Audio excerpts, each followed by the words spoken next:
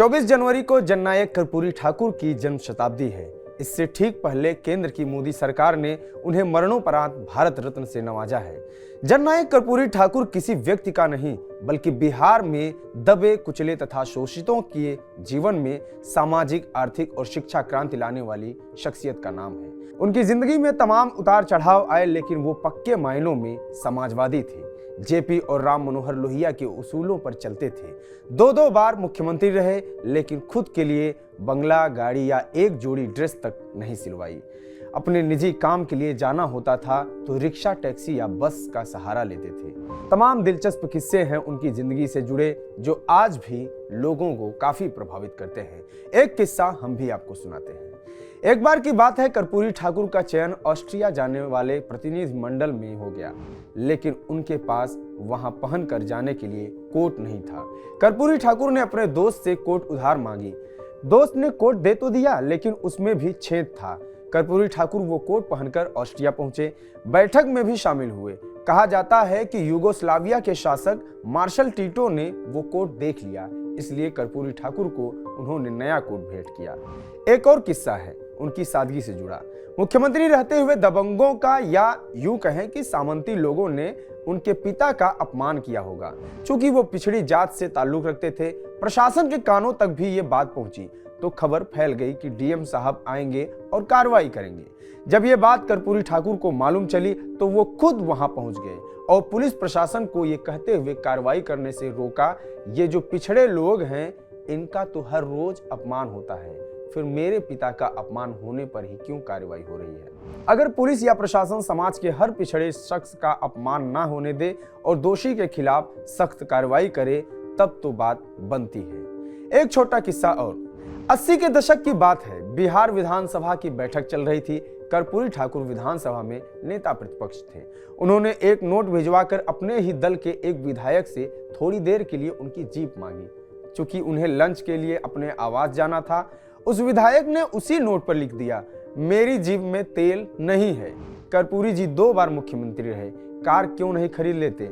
जिस विधायक ने कर्पूरी ठाकुर को जीप देने से मना किया, बाद में वो आय से अधिक संपत्ति की वजह से कानूनी परेशानियों में पड़े, लेकिन कर्पूरी ठाकुर का जीवन बेदाग रहा। एक बार डिप्टी सीएम और 2 बार मुख्यमंत्री रहने के बावजूद कर्पूरी ठाकुर रिक्शे से ही चलते थे, क्योंकि उनका कहना था उनकी तनख्वाह कार खरीदने और उनका खर्चा झेलने की अनुमति नहीं देती।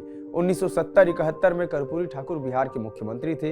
रांची के एक गांव में उन्हें बेटी के लिए वर देखने जाना था, लेकिन वो सरकारी गाड़ी के बजाय टैक्सी से गए थे। इतना ही नहीं, कर्पूरी ठाकुर चाहते थे कि बेटी की शादी देवघर स्थित मंदिर से हो, लेकिन उनकी पत्नी जिद पर अड़ गई थी।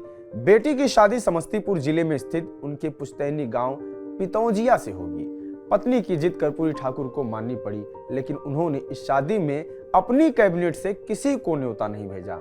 यहां तक कि उन्होंने समस्तीपुर डीएम को आदेश दिया था कि उनकी परमिशन के बिना बिहार सरकार का कोई भी विमान दरभंगा या सहरसा हवाई अड्डे पर नहीं उतरेगा। मतलब कर्पूरी नहीं चाहते थे कि उनकी बेटी की शादी में नेताओं का जमावड़ा हो। 1977 की बात है, पटना के कदम कुआं स्थित चरखा समिति भवन में जयप्रकाश नारायण का जन्मदिन मनाया जा रहा था। इस मौके पर देश भर से जनता पार्टी के बड़े नेता आए हुए थे। इसमें चंद्रशेखर, नानाजी देशमुख भी शामिल थे। मुख्यमंत्री पद पर रहने के बावजूद कर्पूरी ठाकुर फटा हुआ कुर्ता और टूटी चप्पल पहने उस पार्टी में शामिल हुए। उनकी दशा देखकर एक नेता ने टिप्पणी कर दी, किसी मुख्यमंत्री के ठीक ढंग से गुजारे के लिए कितना वेतन मिलना चाहिए। वहां मौजूद सभी लोग इस टिप्पणी का मतलब समझ गए और हंस पड़े।